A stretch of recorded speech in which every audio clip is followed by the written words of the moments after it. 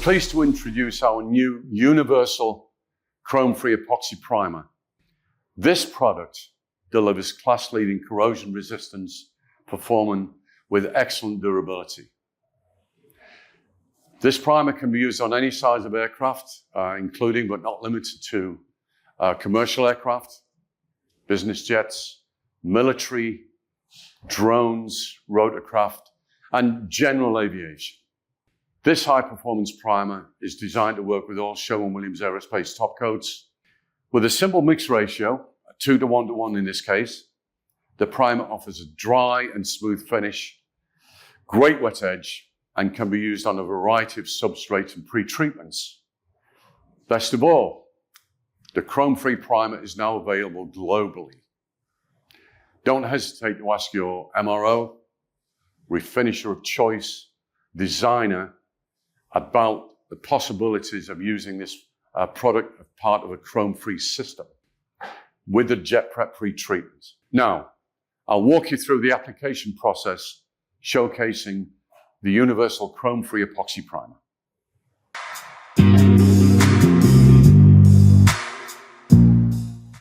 This is the non-chrome primer earlier discussed. Like any base, always mechanically shake this and stir it. They don't settle, but they do get thick. So mechanically shake this base until it's a nice homogeneous consistency. A top tip, when you're taking proportions out of the can and you're using a quart container, what I always do is mark it ahead of time, 2:1 in this case. What it stops you doing is guessing, just clean marks. Base first, adduct, and then solvent. So this is where we are.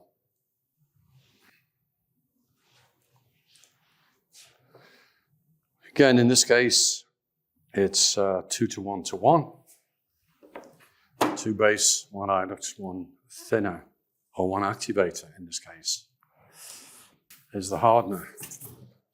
So these are easy. These are big mouth cans, so they're very easy to dispense.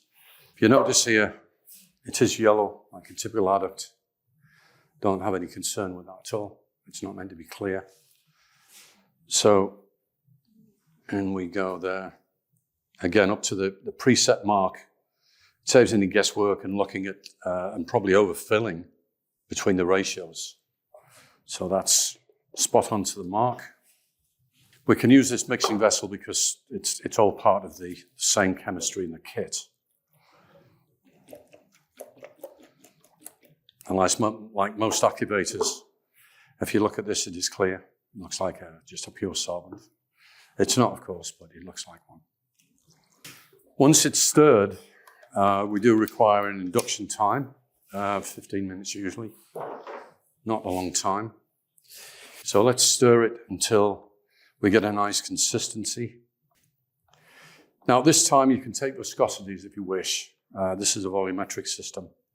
However, viscosity is important, and like anything else on the other materials, if you're using part material, write down the activation time so you know that it's still in life. Now the PPS, again, we're back to the 125s, which is very useful filter grade.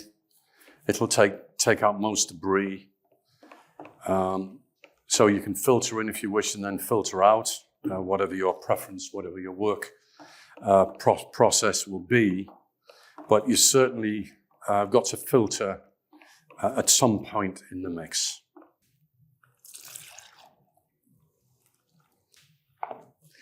Application of this. Again, we're looking for about 1 mil, 1.2 dry film. We're not looking for high film build. We're looking for that closed film coat. This dries remarkably well to a very low profile. This is a non-sand product, so you can go straight on with top coat if you wish. You can denib if you wish. If there's few inclusions, you can denib, but primarily this is a low film non-sand primer. And we're going to paint the rest of these panels. So what does a good non-sand primer need? Well, first of all, it needs a good wet edge. It's vital that when you're painting a frame, the overspray generated actually soaks into itself. If we can look, I don't know whether we can catch this, but if we look at the profile, it's actually flat and level. Again, for a non-sand primer, the profile is absolutely critical. With all top coats, it will, to a degree, follow the profile. So the smaller the profile, the flatter the profile, the top coat, it gives a chance for the top coat to collapse and level without real influence of the primer, trying to recover a primer profile. So as we can see with this, an extended wet edge for an epoxy primer, it repairs well, it blows in well, you don't get any furring around the edge, which is typical. And that profile is perfect, a great canvas for any top coat system.